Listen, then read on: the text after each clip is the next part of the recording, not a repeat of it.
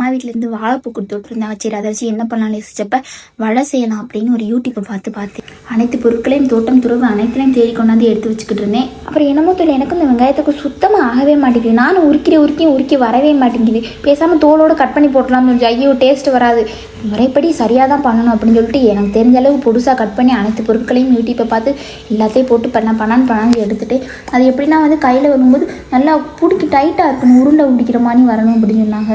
சரி தண்ணி பற்றியே நான் தொளிச்சு நானும் உருண்டை பிடிக்கிற மாதிரி தான் நல்லபடியாக வந்துருந்துச்சு. அப்பா நினச்சிக்கிட்டு அடுத்தபடியாக நமக்கு ரொம்ப பிடிச்ச டீ தான். சரி பிளாக் டீ போடலான்னு பார்த்தா டீ தூள் காலியாக போச்சு. சரி காஃபி தூள் போடுறதா, சரி பிளாக் காஃபி போட்டுருவோம் அப்படின்னு சொல்லிட்டு ஒரே வாக்கில் நைட்டுக்கு சப்பாத்தி செஞ்சுருவோம் அப்படின்னு பார்த்தா அப்போ வேணா நான் பூரி செஞ்சுருவோம் அப்படின்னு மாவை பழஞ்சு அதுக்கும் ஒதுக்கி வச்சுட்டேன். இப்படி தான் திடீர்னு அப்படியே மைண்டு படக்குன்னு சேஞ்ச் ஆகுது. கஜினி பட சூர்யா மாட்டினதே அப்படியே படக்குன்னு சேஞ்ச் ஆகிடுது. எல்லாருமே வரலாற்றிலேயே முதன்முறையாக அழகான வடையை நான் தான் செஞ்சுருப்பேன் போல, அந்த அளவுக்கு எனக்கு ஒரு சந்தோஷம். அப்புறம் என் பையன் பார்த்தா எப்போதும் பொழுதே அம்மா என்னை தூக்குன்னு வந்து இன்னைக்கு இருந்துச்சு. அப்புறம் வடபடியாக நல்லபடியாக செஞ்சு வந்து பார்த்தா நல்லா முறுக்குன்னு இருந்துச்சு. பார்க்கவே அழகாக ப்ரௌன் கலரில் இருந்துச்சு. வச்சிருந்த மாவு வச்சு நம்ம கொஞ்சமாக போட்டு பக்கோடா மாதிரி பண்ணலாம் அப்படின்னு பண்ணிட்டு அப்புறம் சப்பாத்தி மாவு எடுத்து ஊற்றி விளையாண்டுக்கு இருந்து திடீர்னு சப்பாத்தி போட மாதிரி போடுவோம். திரும்பி யோசிச்சுக்கிட்டே இருந்தேன் வேணாம். அப்புறம் என் வீட்டுக்கார்ட்ட ஃபோன் பண்ணி கேட்டப்ப அவர் பூரி தானே செய்ய அப்படின்னு சொல்லிட்டார். அதுக்குள்ளே உருளைக்கிழங்கு மசாலா எல்லாம் பண்ணி கடைசியாக என் மையனுக்கு பாலாதி கொடுத்துட்டு நாங்கள் படுத்துட்டோம்.